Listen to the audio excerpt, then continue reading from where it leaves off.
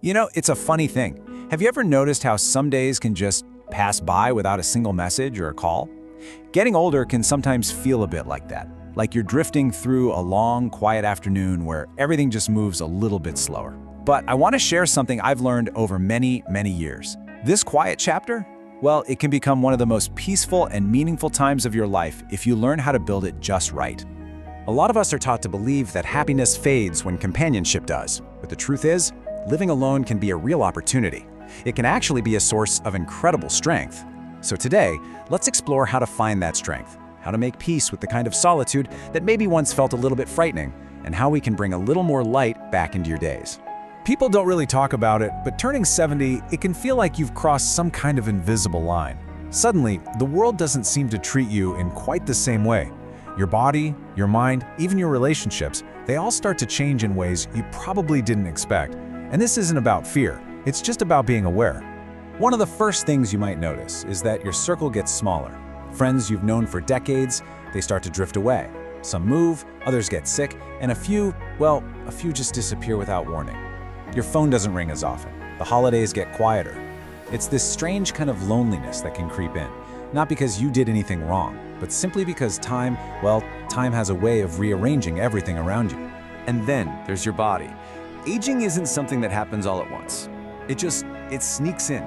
You start waking up in the morning feeling stiff. Your balance might wobble a bit when you reach for something on a high shelf. The muscles that were once so steady seem to have quietly retired without asking your permission.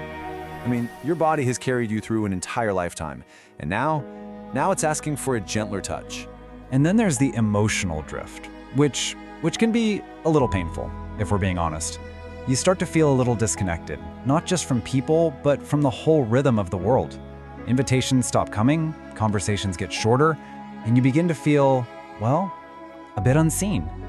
There's this quiet moment when you realize you used to be needed, but now you feel optional. And that can be a really difficult truth to hold. But facing these realities, it doesn't have to break you. Actually, it can teach you how to live more authentically than you ever have before. It's about taking back control of how your story continues. So, the real question becomes, how do we move forward with wisdom, with self-respect? How do we find our footing on this new ground? And this brings us to a really vital idea: reclaiming control over your inner world. See, life becomes less about proving yourself to other people, and so much more about protecting what truly matters inside of you. It's about guarding your foundation. Let me tell you, after you turn 70, your peace of mind is no longer a luxury. It is a lifeline. It really is. It's the foundation of your health, your mood, your ability to enjoy every single day you're given. Peace isn't something you just stumble upon. It's something you have to actively protect. It's as vital as oxygen, really. It keeps your thoughts clear and your heart steady. So how do you protect it? Well, it starts with setting boundaries. If someone is constantly bringing negativity and drama into your life, it is okay to step back. It means choosing serenity over obligation. You've carried enough burdens in your life. Now is the time to travel light. And that means learning to say no without feeling guilty about it. Because saying no isn't selfish, it's an act of profound self-respect. And this is really about your energy, which, let's face it, isn't endless anymore. Every time you overextend yourself, you're just draining the very life force that keeps you vibrant. Protecting your health means respecting this vessel that's carried you for so many decades. Think of your body as a lifelong companion. It doesn't need perfection, it just needs consistency and care. And then there's your self-respect. It's one of the most valuable treasures you have. It's about quietly knowing your own worth and refusing to let anyone or anything take it away from you. Every wrinkle on your face, it carries a story of resilience. Every gray hair is a symbol of survival. You've earned that, so own it and protect it fiercely. As you start to guard your inner world, you'll find that peace doesn't really come from adding more to your life. No, it comes from releasing what no longer belongs. It's about the wisdom of letting go, of finally releasing those old burdens that weigh down the spirit. I heard a man say this once, and boy, it has stuck with me ever since. Grudges, regrets, old expectations of how things should have been, these things are heavy. They really are. They are yesterday's shadows, and they just drain your spirit, leaving very little room for any joy. Letting go, that isn't weakness, it's wisdom. It's wisdom earned the hard way.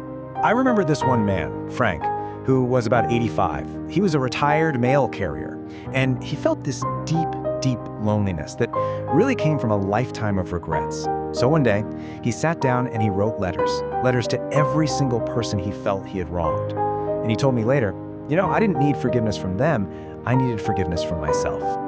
And that's really the heart of it, isn't it? When you live alone, your own mind is your constant companion. You have to make peace with it. So what do we release? Well, things like the need to always be right in an argument, old expectations of how life, or maybe our children, should have turned out, the habit of comparing our lives to others, and maybe most importantly, we have to release the belief that our story is over. It's not.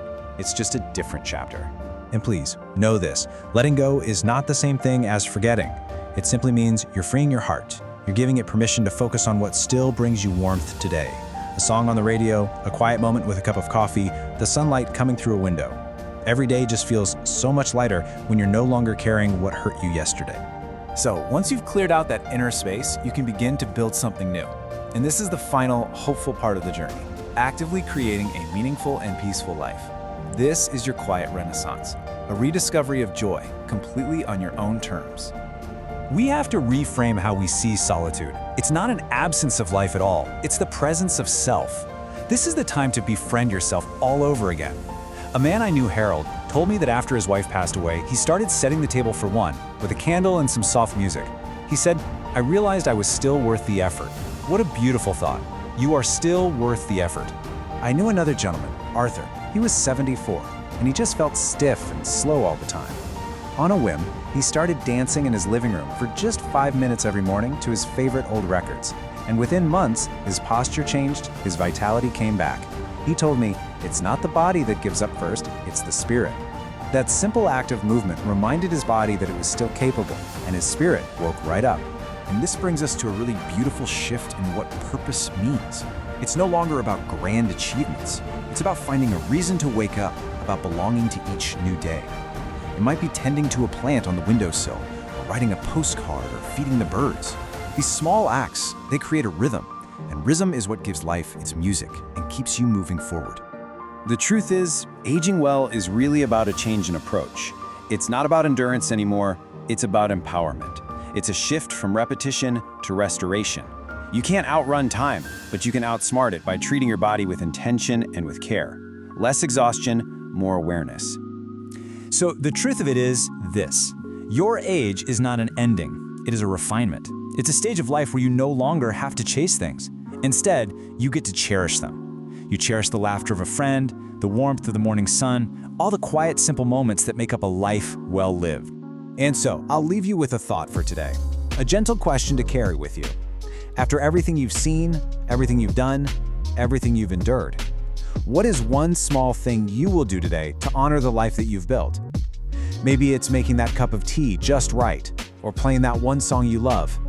Whatever it is, I hope you find a moment of peace and a sense of purpose in the day ahead.